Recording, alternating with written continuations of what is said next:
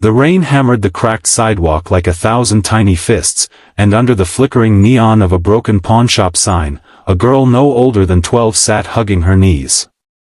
Her name was Lila, and she hadn't eaten in 2 days. A black limo purred to the curb, its tinted window sliding down with the hush of money. Inside sat Victor Langford, billionaire, tech titan, the man who'd turned code into castles. He'd seen her from the rooftop gala across the street, a speck of misery against his empire of glass. Something cracked in his chest, the way ice splits on a frozen lake. He stepped into the downpour without an umbrella. "Kid," he called, voice softer than the thunder. "You hungry?" Lila's eyes, storm gray and too old for her face, lifted. She didn't flinch at the expensive coat or the security lingering behind him. She simply nodded once. Victor crouched, rain plastering his silver hair to his skull. "I'm going to give you 3 wishes. Anything. No limits." He expected the usual, a house, a feast, a ticket out. Instead, Lila's cracked lips parted and she whispered something that punched the air from his lungs. "I wish you'd trade places with me for 1 whole day." The street went silent except for the rain. Victor's bodyguard shifted, unsure whether to laugh. Victor didn't. He felt the ground tilt. "You want me to be homeless?" Lila's gaze never wavered. "So you know what it feels like when the world forgets your name." Victor Langford had built algorithms that predicted human behavior down to the blink. Yet this child had outplayed him with 6 words. He should have walked away. Instead he heard himself say, "Done." Dawn the next day found Victor in Lila's threadbare hoodie, the billionaire's tailored suit folded in the limo's trunk. Lila, now wrapped in cashmere, sat in the back seat waving like a princess. The swap was ironclad, 24 hours, no cheating, no calling staff. Victor's phone was locked in a safe, Lila's cardboard sign became his. He learned hunger fast. The gnawing kind that starts polite and turns into a scream. He learned how pavement leaches warmth through thin soles, how strangers' eyes slide over you like your graffiti. At noon he stood outside his own flagship store, Langford Towers, begging for change. A security guard he'd personally hired shooed him along. "Move it, buddy. VIP entrance only." By dusk Victor's voice was raw from shouting, "Spare a dollar," to people who'd once begged for his selfie. He curled under the same pawnshop awning, Lila's awning, and cried without sound. Not for the cold, for the invisibility. No one saw the man who'd launched satellites, they saw filth and failure. When midnight struck, the limo returned. Lila stepped out, eyes wide with something between awe and guilt. "Your turn," Victor rasped, climbing in. The heated seats burned like betrayal. Lila's second wish came softer, almost shy. "I wish my mom could wake up tomorrow and remember she used to sing." Victor's breath caught. He'd assumed orphan, the streets had taught him that script.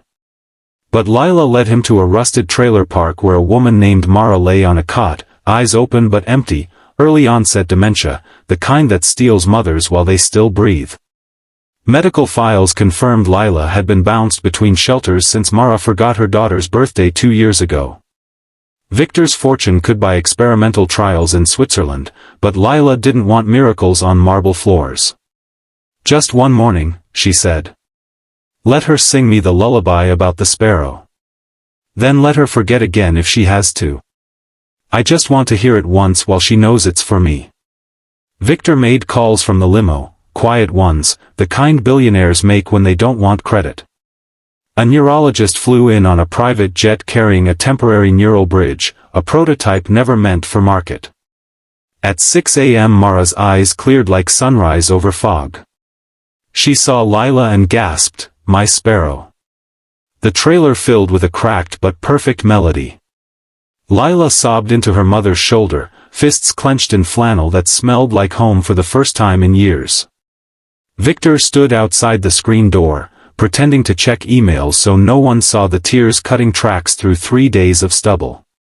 When the song ended, Mara's gaze clouded again. She smiled blankly at the strange rich man and asked if he wanted coffee. Lila kissed her mother's cheek, whispered thank you to the air, and walked out dry-eyed. Victor learned then that some wishes aren't about keeping, they're about holding long enough to remember you're alive. Night fell heavy. One wish left. Victor braced for the mansion, the trust fund, the fairy tale finish. They sat on the trailer's cinderblock steps sharing a warm soda, his treat, her cup. City lights glittered like spilled treasure. Lila rolled the can between her palms. I thought about asking for a house bigger than yours. Or college. Or, she looked up, fierce. But things rust.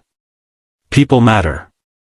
So my third wish is this: every year on my birthday, you come back, no limo, no cameras, and we feed whoever's hungry under that pawn shop awning. You and me. Sandwiches, soup, whatever. And you tell them your real name, the one nobody uses anymore, so they know even kings can be cold. Victor opened his mouth to negotiate, foundation, charity, scale, but the words died. He saw the swap again, himself shivering while the world rushed past. He saw Mara's fleeting song. He saw a girl who could have taken his kingdom and instead asked for shared bread. Deal, he said. The first year, 20 people came. Victor wore jeans with holes he hadn't paid for. He burned the grilled cheese. Lila laughed until she cried. Year 2, 50 showed up. Someone brought a guitar. Year 5, the line wrapped the block. News vans tried to crash, Victor sent them away. This isn't a story, he told them. It's a promise. On the 10th anniversary, Lila, now 22, studying social work on a scholarship she earned, not bought, stood beside Victor under strings of thrift store lights. The pawn shop had become a community kitchen, murals of sparrows on the walls. Victor, grayer, softer around the edges, ladled soup while Lila handed out blankets. A new kid sat where she once had, knees to chest, eyes ancient. Victor crouched, rain in his hair again. Hungry? The boy nodded. Victor smiled the way Lila taught him, small, real. I've got 3 wishes to give. But first, let's get you something warm. Lila watched from the serving line, pride glowing quieter than any spotlight. She caught Victor's eye and mouthed, "Thank you." He mouthed back, "No, thank you." Because the richest man in the world had learned that empires crumble, but a shared sandwich under a broken sign can feed a soul forever. If this story cracked something open in you, hit that like button. It's the digital equivalent of passing the plate. Subscribe and tap the bell. Next week we're diving into the kid who wished for nothing and got everything. You won't want to miss it. See you under the awning.